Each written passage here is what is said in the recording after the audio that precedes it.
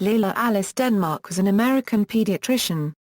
She was the world's oldest practicing pediatrician until her retirement in May 2001 at the age of 103, after 73 years.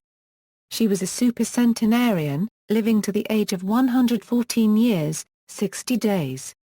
On December 10, 2011, at age 113 years 312 days, she became one of the 100 oldest people ever.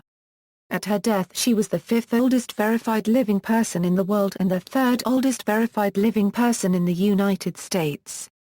As a pioneering female doctor, a medical researcher and an outspoken voice in the pediatric community, Denmark was one of the very few supercentenarians in history to gain prominence in life for reasons other than longevity. She started treating children in 1928, the same year as Mickey Mouse made his debut, and by the time of her retirement was treating grandchildren and great-grandchildren of her first patients. Early life: born in Portal, Georgia, Denmark was the third of 12 children born to Ellaby and Alice Cornelia Hendricks Daughtry. Her paternal uncle was Missouri Congressman James Alexander Daughtry. She attended Tift College in Forsyth, Georgia, where she trained to be a teacher, but decided to attend medical school when her fiancé copyright, John E. Denmark, was posted to Java, Dutch Indies, by the United States Department of State and no wives were allowed. She was the only woman in the 1928 graduating class of the Medical College of Georgia, and married soon after graduation. Denmark is credited as co-developer of the pertussis vaccine in the 1920s and 1930s. For this, she was awarded the Fisher Prize in 1935. Medical career: following graduation, she accepted a residency at Grady Memorial Hospital in Atlanta, Georgia and moved to the Virginia Highland neighborhood with her husband. Denmark was the first physician on staff at Henrietta Gleston Hospital, a pediatric hospital on the Emory University campus, when it opened. In private practice, she saw patients in a clinic at her home and devoted a substantial amount of her professional time to charity. She never refused a referral from the Public Health Department. On March 9, 2000, the Georgia General Assembly honored her in a resolution. Denmark outlined her views on child rearing in her book Every Child Should Have a Chance, published in 1971. She was among the first doctors to object to cigarette smoking around children, and drug use in pregnant women.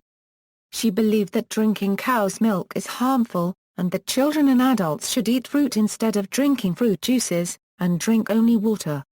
Later life: on her 100th birthday in 1998, she refused cake because there was too much sugar in it.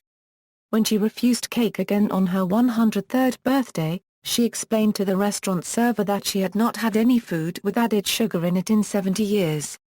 She wrote a second book, published in 2002, with Madia Bowman titled Dr. Denmark Said It.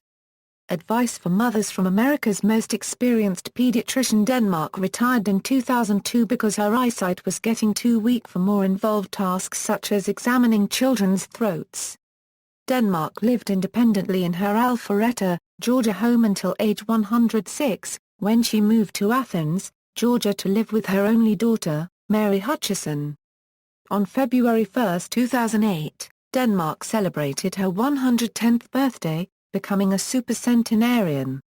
According to Hutchison, Denmark's health deteriorated severely in the autumn of 2008 but later improved as she neared her 111th birthday. In addition to Hutchison, her only child, Denmark had two grandchildren, Stephen and James, and two great-grandchildren, Jake and Hayden. See also, List of the verified oldest women, List of centenarians. References. External links: Keenleyside, Barbara.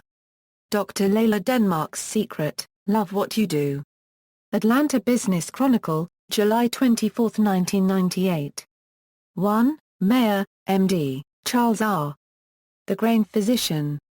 MMA Publications, August 2006. 2. Report on Leila Denmark's supercentenarian status, newspaper report of her 112th birthday, obituary from the Telegraph.